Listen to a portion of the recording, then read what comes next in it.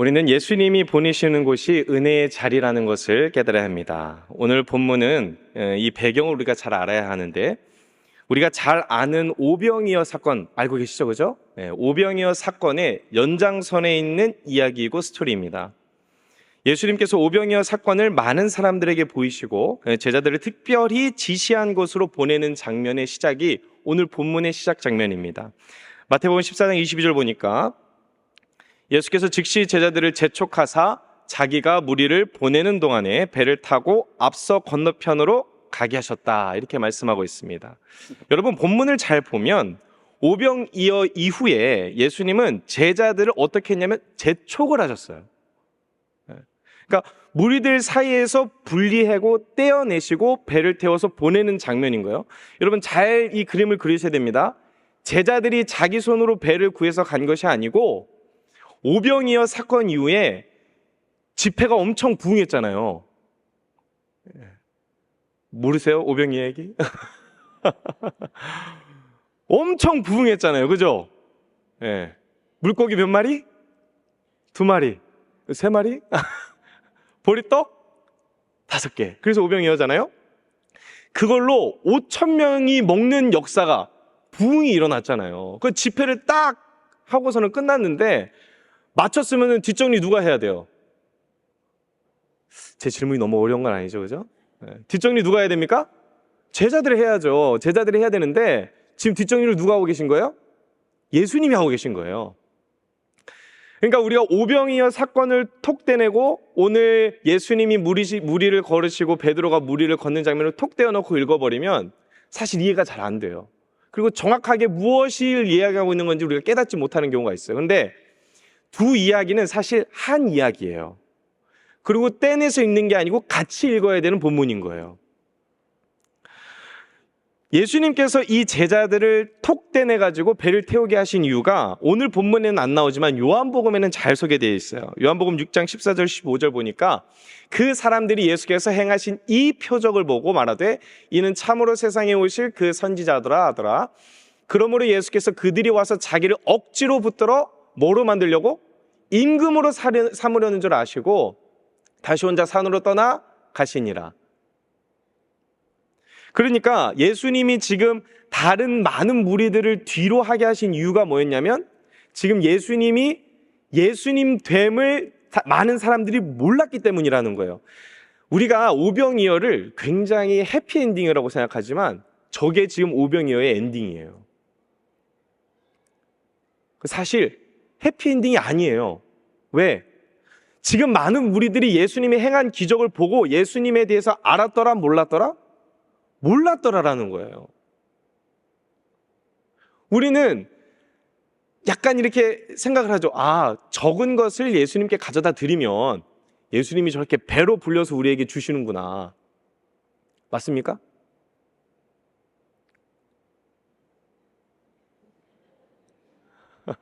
그럼 여태까지 헌금한 거 이제 배로 다 불려서 받으셔야 되는데, 그죠? 그 오병이어라는 것은 예수님이 하나님됨을 가르쳐주고 싶었다는 거예요. 왜 그런지 한번 보세요. 구약에서 오병이어와 같은 사건이 있었죠. 이스라엘 백성들이 출애굽을 하고 난 뒤에 40년 동안 어디를 걸어가나요? 광야를 걸어가잖아요. 근데 먹을 게 없으니까 막 돌구덩이 발로 차면서 모세한테 뭐라고 합니다. 우리 다 굶어 죽이려고 데려온 것이야! 막 이러면서 막 봉기가 일어나기 시작한 거예요. 그 만나를 내려줬어요. 하나님이. 만나 맛있게 먹었어요. 이야, 어떻게 이렇게 만나는데 세상에 태어나서 이러고 먹어본 적이 없다고서는 너무 맛있게 먹은 거예요. 근데 다음에 또 화내죠. 왜 화를 냈을까요? 단백질 보충해줘! 그랬던 거 아니에요. 고기 내달라고. 그거 어떻게 했어요? 네 입에 비린내가 날 정도로 내가 먹여줄게 하고서는 하늘에서 뭐가 떨어졌어요? 메추라기가 떨어지잖아요. 단백질 보충해 주시잖아요. 탄수화물 만나, 단백질, 메추라기. 얼마나 좋습니까? 오병이어 사건의 무대가 어디예요? 빈 들인데 이 빈 들을 정확히 히브리어로 해석을 하면 이게 광야예요, 광야. 예수님이 그래서 뭘 먹이셨어요? 떡 5개 탄수화물, 물고기 2마리, 단백질 먹이신 거예요. 왜 그렇게 하셨는지 아세요? 그러니까 오병이어 사건을 통해서 예수님이 많은 사람들과 제자들에게 가르쳐주고 싶었던 건 뭐냐면, 너희들을 광야로 이끌어내고 광야에서 너희들에게 먹을 것을 주었던 그 하나님, 너희가 심지도 않고 거두지도 않았는데 먹이셨던 그 하나님이 바로 네 눈앞에 있는 나다, 이걸 가르쳐주고 싶었던 거예요. 아유, 그래도 물고기 2마리 보리떡 5개 내놨잖아요. 그거 가지고 누구 코에 붙이라고. 그런데 예수님이 그거를 5,000명이나 되는 자들을 다 먹이시잖아요. 바로 예수님이 그 광야의 하나님이라는 것을 가르쳐주고 싶었던 거예요. 근데 많은 무리들이 지금 그 예수님을 하나님으로 알아보지 못했다라는 게 문제예요. 그런데 문제는 그런 많은 무리들 속에서 예수님께서 제자들을 따로 떼내서 지금 갈릴리 바다로 보내셨다라는 겁니다. 그러면 예수님이 보냈으면 제자들의 인생은 좀 괜찮아야 되잖아요. 그죠? 좀 살만해야 되잖아요. 그런데 현실은 풍랑을 만나는 고행을 하게 돼요. 우리는 오늘 그 갈릴리 바다의 풍랑과도 같은 인생 속에서 어떤 은혜를 붙잡아야 하는지를 깨닫길 바랍니다. 그리고 나를 보내시고 부르신 그 자리가 바로 은혜의 자리라는 것을 깨닫길 바라요.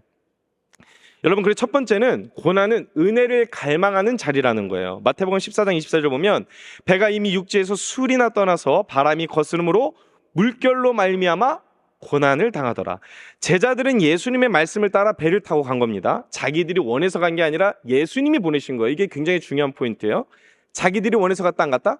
아니요, 예수님이 보내셔서 간 거예요. 그런데 그러다가 풍랑이라는 엄청난 고난을 맞이해요. 그냥 바다 좀 쳤겠지, 그게 아니라 제자들이 자칫하면 다 죽게 생길 정도로 풍랑이 크게 일었어요.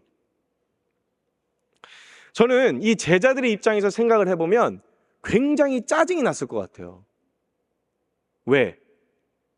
내가 가고 싶어서 간 게 아니잖아요, 지금. 예수님은 우리 지금 배에 태워 보낸 다음에 본인은 어디 하러, 뭐 하러 가셨어요? 기도하러 어디 올라가셨어요? 산에 가셨어요. 그럼 열심히 노점에서 무슨 생각했을까요? 우리는 여기서 다 죽으라고 하고 우리는 자기만 혼자 산에 올라서 기도하고 있고 다 죽겠네 이러지 않았을까요? 저만 나쁜 사람으로 지금 이렇게, 저만 지금 나쁜 사람인 거죠, 그죠? 그런 생각했을 수도 있잖아요. 아니, 예수님이 보내서 왔는데 우리는 지금 풍랑 때문에 다 죽게 생겼고 예수님은 자기 혼자 산에서 기도하고 계시는 거예요. 얼마나 억울하고 짜증이 났겠습니까? 여러분 심지어 배에 타고 있었던 사람들 중에 베드로가 있었습니다. 베드로는 어부였어요. 그러니까 배를 굉장히 잘 다루는 사람이었다라는 거죠. 그죠? 그럼에도 불구하고 본인의 힘과 능력과 노력으로는 절대로 해결할 수 없는 풍랑과 고난을 만난 거예요. 그렇다면 우리는 이것을 알아야죠. 예수님은 그것을 몰랐을까라는 거예요. 아셨죠? 다 아시는 분이에요. 풍랑이 있을 것도 아셨단 말이에요. 그런데 왜 제자들을 풍랑 가운데로 보내고 던져버리셨을까요? 그것은 이 세상의 풍랑은 인간의 노력과 힘으로는 절대로 해결할 수 없다는 걸 가르쳐주기 위해서요. 그 가장 험난한 고난과 풍랑이 뭐예요? 바로 죽음이라는 겁니다. 여러분, 우린 간혹 내가 있는 자리, 내가 살아가는 삶 가운데 수많은 의문을 가지면서 살아가요. 나는 왜 하필 이렇게 가난한 집에 태어나서, 나는 왜 이렇게 어려운 상황에 살아서, 나는 왜 이렇게 지질이 궁상처럼 살아야 되나. 제가 이제 미국에 와서, 여러분들 다 미국 선배시잖아요. 반응이 좀 약간 없으신데 웃으셔도 돼요. 저 그렇게 딱딱한 사람이 아닌데 굉장히 노력하고 있는 게 보이지 않습니까? 네, 다 선배시잖아요. 그래서 제가 느끼는 거는 와보니까 미국 생활이 사실 힘들더라고요. 그죠? 편할 수가 없죠. 왜냐면 이전에 살던 인생을 다 이제 한국에 있던 삶을 정리하고 미국 왔으니 이때 얼마나 어색하고 힘들어요. 그 살면서 제가 느낀 건 그거예요. 진짜 성도님이 정말 고생 많으신데 그 속에서 믿음을 지키고 산다는 건 진짜 대단한 일이다. 그 옆분들에게 빨리 인사하세요. 당신은 정말 대단하십니다. 인사 한번 해주세요. 정말 대단한 거예요. 그렇지 않습니까? 문화가 다른 이 상황 속에서도 우리가 신앙도 지키고 믿음도 지켜가면서 여러분들의 삶의 자리를 살아가는 건 굉장히 너무 정말 축하받을 일이에요. 그런데도 불구하고 우리는 의심하거나 우리는 때로 의문을 가질 때가 있잖아요. 도대체 내 인생이 왜 이렇게 됐을까? 왜 나는 힘들까? 왜 나는 예수 믿고도 전혀 내 인생이 펴지지 않을까? 왜 주름만 가득할까? 왜 그러냐면 첫 번째는 이거예요. 고난이 주시는 이유는 고난은 의미 있는 시간이기 때문에 그래요. 여러분, 세상의 관점에서 보면 고난은 손해보는 겁니다. 손해보는 거예요. 그러나 믿는 우리들의 눈에서는 그게 손해가 아니라는 거예요. 여러분들이 고난 중에 있는데 내가 더욱더 그 상황 속에서 하나님을 붙잡고 있다, 예수님을 부르고 있다, 그건 고난이 아니라 그건 축복인 거예요. 내가 정말로 1000평짜리 집에서 살아도 내가 하나님을 모르고 산다면 그건 오히려 저주일지 몰라요. 그래도 1000평이 좋은데. 아니라니까요. 여러분들이 고난 중에 지금 예수님을 막 눈물 흘리면서 부르짖고 계시잖아요. 너무 감사한 축복인 거예요. 왜냐하면 하나님은 그 고난을 의미 없이 버려두는 것이 아니라 하나님을 만나는 자리로 이끌어 가시기 때문에 그래요. 그리고 하나님은 그 부르짖음을 또한 듣고 싶어 하시기도 하세요. 왜 그런지 한번 볼게요. 출애굽기 2장 23절 보니까 여러 해 후에 애굽 왕은 죽었고 이스라엘 자손은 고된 노동으로 말미암아 탄식하며 부르짖었으니 그 고된 노동으로 말미암아 부르짖는 소리가 하나님께 상달되는지라. 하나님이 다 뭐하고 계셨다는 거예요? 이스라엘 백성들이 고난당할 때 듣고 계셨다라는 거예요. 모른 체 한다는 게 아니에요. 그러니까 제자들도 열심히 노조일 때 예수님이 다 알고 계시고 그 죽는 소리를 듣고 계셨다는 거예요. 시편 18편 4절에서 6절 보니까 이렇게 얘기합니다. 사망의 줄이 나를 얽고 불의의 창수가 나를 두렵게 하였으며 수월의 줄이 나를 두르고 사망의 올무가 내게 이르렀도다. 내가 환난 중에서 여호와께 아뢰며 나의 하나님께 부르짖었더니 그가 그의 성전에서 내 소리를 들으시며 그의 앞에서 나의 부르짖음이 그의 귀에 들렸도다. 하나님 다 듣고 계신다는 거예요. 여러분, 제자들은 정말 최선을 다해 지금 풍랑을 이겨보려고 노력하고 있어요. 하지만 더 이상 소망이 보이지 않을 때, 그때 하나님께 부르짖고 예수님 부르짖을 그때에 유일한 소망이신 예수님을 만나게 되는 거예요. 고난이 의미 있는 이유는 바로 하나님의 능력을 붙잡을 수 있는 기회가 되기 때문에 고난이 의미가 있는 거예요. 우리가 최선을 다해도 고난을 함께 받는 이유도 바로 여기 있는 겁니다. 여러분들이 최선을 다해서 인생을 살고 우리가 최선을 다해서 신앙생활을 해도 고난을 받는 이유가 여기에 있는 거예요. 그래서 고난을 통해서 우리는 예수님을 만나게 되는 거예요. 마태복음 14장 25절에서 27절 보면 밤 사경에 예수께서 바다 위로 걸어서 제자들에게 오시니 제자들이 그가 바다 위에 걸어오심을 보고 놀라 유령이라 하며 무서워하여 소리 지르거늘 예수께서 즉시 이르시되 안심하라 나니 두려워하지 말라. 여러분, C.S. 루이스는 이런 얘기를 했습니다. 하나님과 가장 가까이 있었던 사람들에게는 하나님이 숨어 계신다는 느낌이야말로 가장 엄청난 고통일 것이다. 이 고통을 누가 느끼셨을까요? 예수님이 느끼신 거예요. 다른 고통보다도 하나님과 분리되는 걸 두려워하셨던 거예요. 그럼 여러분 인생 한번 잘 생각해 보세요. 지금 한번 눈을 감고 생각해 볼 때 나는 하나님 없어도 살만할 것 같은가요? 아니면 정말 못 살겠나요? 한번 해볼까요? 지금 다? 어떠세요? 그래도 뭐 모른 채 해도 좀 살만하지 않나? 안 된다라는 거예요. 제자들은 지금 자신들의 인생에 가장 가까이 있었던 예수님의 부재로 말미암아 고난을 겪고 있는 거예요. 그 풍랑이라는 고난이 예수님의 부재 가운데 일어나는 고난임을 성경이 얘기해 주는 거예요. 그리고 이 사건을 통해서 우리는 예수님께서 풍랑이라는 고난 속에 제자들을 버려둔 게 아니라는 걸 알아야 돼요. 우리가 고난당할 때 늘 생각하잖아요. 아, 하나님이 나를 버리셨구나. 하나님 내 소리를 안 들으시는구나. 아니라는 거예요. 우리가 지금 읽은 본문의 말씀처럼 하나님은 그 소리를 늘 듣고 계신다라는 거예요. 여러분들이 예수님을 부르짖고 하나님을 찾을 때 하나님이 모른 척 하시는 것이 아니라 다 듣고 계신다라는 거예요. 예수님은 자신을 왕으로 만들려는 무리들 사이에서 사랑하는 제자들을 떼어내신 거예요. 거기에 고통이 수반됐죠. 그들에게 더 깊은 관계를 맺고 예수님이 어떤 분이신지를 제자들에게는 정확하게 보여주고 싶었던 거예요. 정확하게 가르쳐주고 싶었던 거예요. 그 많은 무리들이 아니라 여러분들을 따로 톡 세상에서 떼내서 이곳에서 말씀 듣게 하시고 예배드리게 하시는 이유가 뭐다? 여러분들에게 예수님이 예수님 됨을 가르쳐 주고 싶은 거예요. 여러분, 하나님께서는 애굽이라는 멋진 나라가 있었잖아요. 제가 하나님이었으면 그냥 애굽을 줬을 것 같아요. 그쵸? 애굽이 그 당시에 제일 잘 나가는 나라였잖아요. 그러면 뭐하러 40년 광야 생활하면서 가나안까지 들어가게, 그냥 야 이거 애굽 너 가져라고 주면 되잖아요. 근데 그거 안 주시잖아요. 왜? 그거 바라지 말라는 거예요.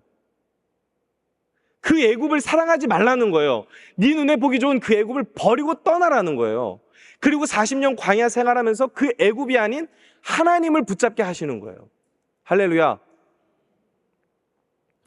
40년 광야 고난의 삶을 주신 이유가 바로 거기에 있는 겁니다.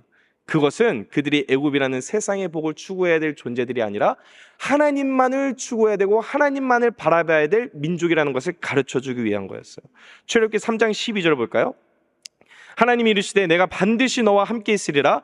네가 그 백성을 애굽에서 인도하여 낸 후에 너희가 이 산에서 하나님을 섬기리니 이것이 내가 너를 보낸 증거니라. 뭐 하기 위해서 끌어내셨대요? 하나님을 알게 하기 위해서.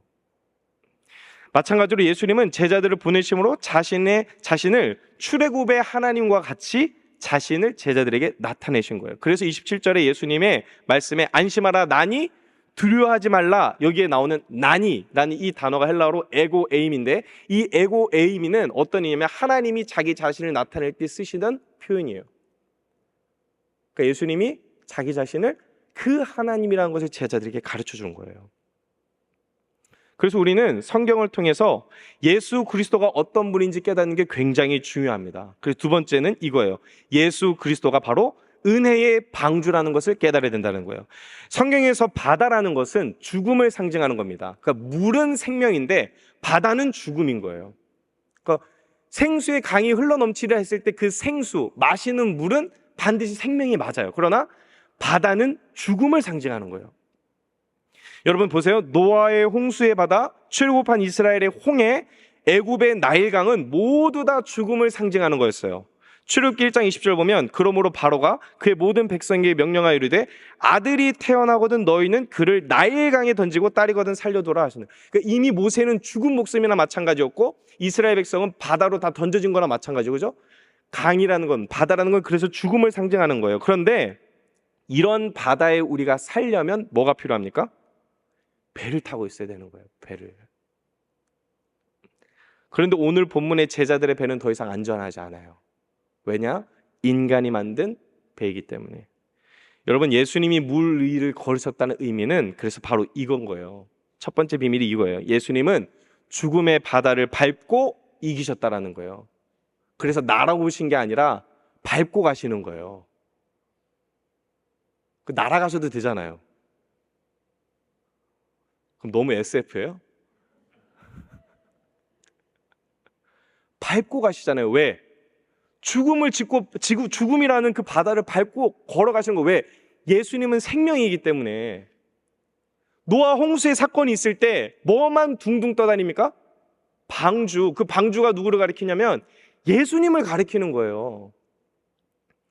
그런데 이때 이 베드로라는 자가 예수님을 보고 뭐라고 얘기하는 보세요. 28절 보니까 베드로가 대답하여 이르되 주여 만일 주님이시거든 나를 명하사 물 위로 오라 하소서 하니. 근데 베드로가 어떻게 됩니까? 29절 30절 보니까 오라 하시니 베드로가 배에서 내려 물 위로 걸어가서 예수께로 가되 바람을 보고 무서워 빠져가는지라 소리질러 이르되 주여 나를 구원하소서 하니. 우린 이런 상상을 지어요. 내가 베드로였으면 나는 그래도 한 걔보다는 10발짝은 더 걸어갔을 거다. 아유, 빠지는 게 뭐야. 나는 주님 확실하게 믿기 때문에 난 빠질 일 전혀 없어. 이런 상상 해본 적 없으세요? 야, 얼마나 멋져요. 그러면은 막 배에 탔을 때 봤냐? 내가 물 위를 걸어서 예수님과 같이 들어왔다. 멋있잖아요. 그래서 빠진 거예요. 여러분, 죽음이라는 것은, 바다라는 것은 반드시 우리가 빠져야 될 곳이에요. 무슨 말씀인지 이해가 되세요? 우리는 반드시 죽어야 될 존재라는 거예요. 우리는 물 위를 걸을 수 없다는 거예요. 예수님처럼 생명을 가지고 죽음을 이길 수 있는 능력이 우리에겐 없다는 거예요. 사도 바울은 이에 대해서 이렇게 얘기합니다. 고린도서 10장 1절 2절 보면 형제들아 나는 너희가 알지 못하기를 원하지 않으니 우리 조상들이 다 구름 아래 있고 바다 가운데로 지나가며 모세에게 속하여 다 구름과 바다에서 세례를 받았다. 여러분 여기서 세례를 받았다는 것은 예수님과 함께 죽고 다시 살아난 것을 고백하는 게 세례잖아요. 이스라엘 백성들이 홍해를 건널 때 그 가운데를 바다를 지나가면서 뭘 얘기하신 거예요? 얘네들은 이미 죽은 거예요. 거기서 이스라엘 백성들은. 그래서 홍해가 갈라진 그거를 건너가는 그 이스라엘 백성들의 뒷모습을 보면 그냥 그거는 죽으러 걸어가는 거죠. 그죠? 죽으려고 걸어가는 거예요. 그 잘못되면 어떻게 해요? 물이 조금이라도 이렇게 넘어가면 다 죽는 거잖아요. 그러나 예수님은 그걸 갈라서 오지 않으셨다는 거예요. 갈릴리 바다를 가르고 오신 게 아니라 걸어서 오시는 거예요. 우리는 빠질 수밖에 없고 우리는 죽을 수밖에 없는 존재라 그 홍해를 가르고 지나가야 되는데 예수님은 그 위를 걸어오시는 거예요. 그 죽음의 권세, 풍랑을 밟고 일어서 계신 겁니다. 그래서 믿음은 바람이 아닌 예수님의 손을 잡는 거예요. 베드로는 눈앞에 죽음을 밟고 서 계신 예수님을 보고도 눈에 보이지 않는 바람이 무서워서 빠져버립니다. 이게 우리의 모습이라는 거예요.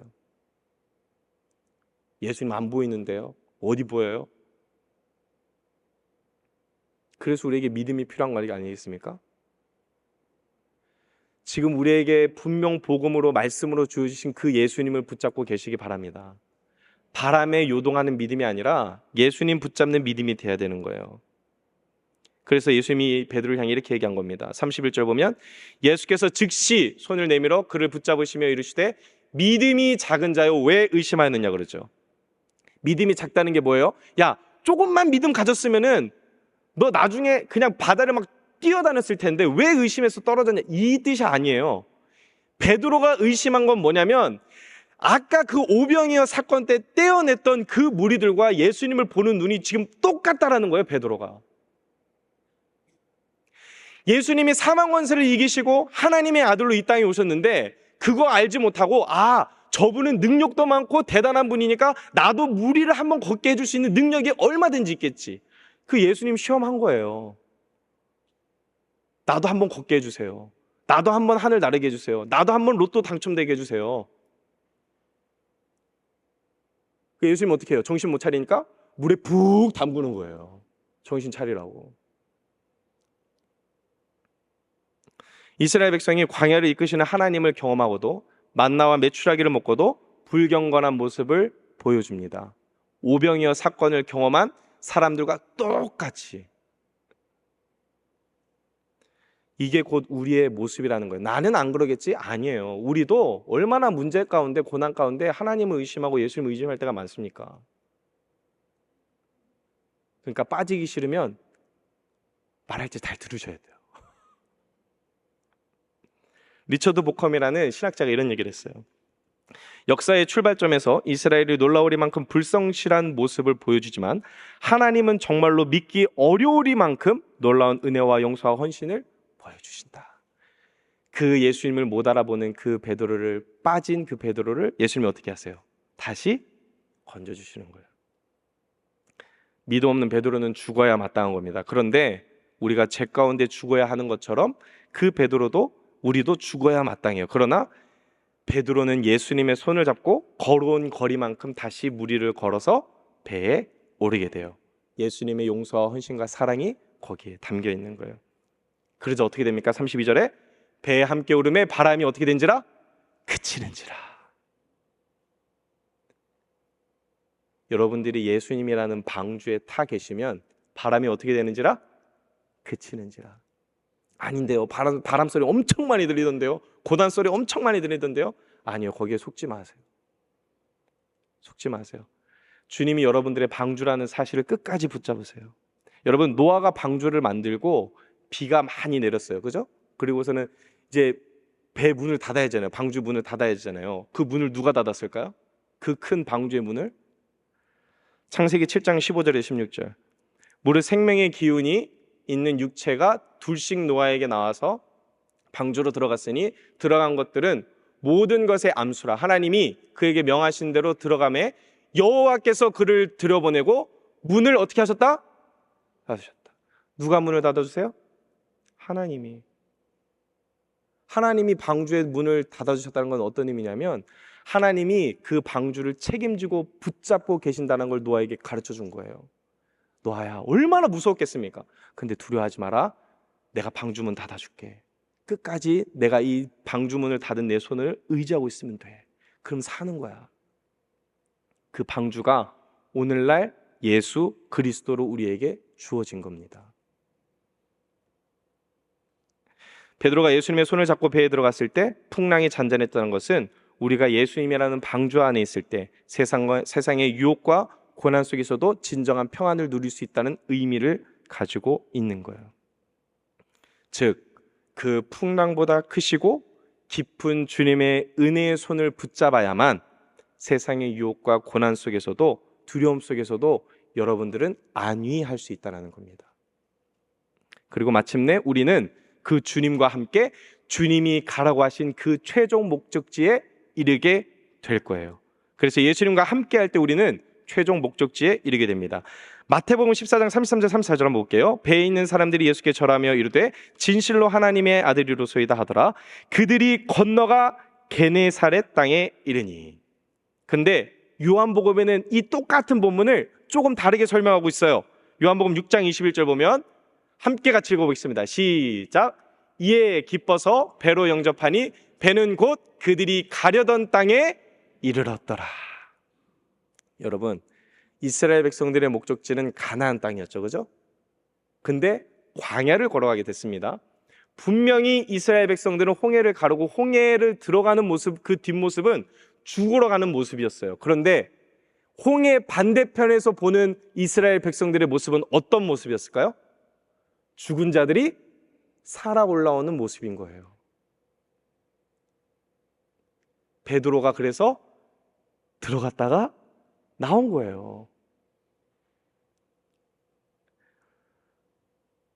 오늘날 예수님을 향해 걸어가는 여러분들의 모습을 세상이 바라볼 때 그 뒷모습을 보며 아유, 저 어리석은 사람들, 이 세상에 행복하고 좋은 게 얼마나 많은데 그 예수 못 버려서 저렇게 예수만 붙잡고 사나.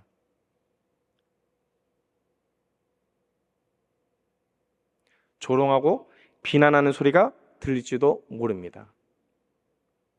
그게 고난이에요. 그 소리를 근데 들으시면 안 돼요. 여러분들이 그 예수님께서 베드로를 향해 내미신 그 손을 붙잡게 될 때에, 그리고 그 방주의 문을 닫으셨던 그 하나님의 손을 의지하게 될 때에 여러분들이 정말로 이루려고 한 곳, 그리고 주님이 여러분들을 보내신 그곳, 바로 주님의 구원이 있는 천국에 이르게 된다는 것입니다. 주님은 그곳까지 여러분들을 반드시 붙잡고 이끌고 가실 거예요. 반드시 그렇게 하실 거예요. 반드시 놓지 않으시고 그 베드로를 붙잡았던 손으로 여러분들을 붙잡고 계신다는 사실을 믿으시기 바랍니다. 예수님은 그런 여러분들을 살리기 위해서 그 죽음의 바다 안으로 들어가신 분이에요. 무리를 걸으셔도 되는 분이, 죽지 않으셔도 되는 분이 여러분들을 위해서, 우리를 위해서, 나를 위해서 죽음으로 내려가신 분이에요. 그리고 그 죽음을 어떻게 하셨나요? 홍해를 가른 것처럼 죽음을 찢어버리는 거예요. 그 의미는 우리가 이 땅에서 영원히 산다는 의미가 아닙니다.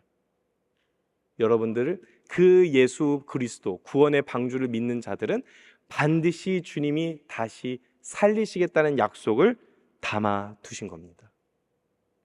사랑하는 성도 여러분, 저는 저와 여러분들이 그 예수를 붙잡고 사시길 바랍니다. 그 은혜의 방주 아래, 그리고 죽음을 밟고 이기신 예수 그리스도를 붙잡고 이 세상의 다른 그 어떤 소리에 유혹되는 것이 아니라, 세상의 다른 어떤 사람들처럼 예수를 바라보는 것이 아니라, 그냥 현인 중에 한 명으로 보는 것이 아니라 진짜 내 인생의 유일한 구원자 한 분으로 그 예수를 바라보시기를 예수 그리스도의 이름으로 축복합니다.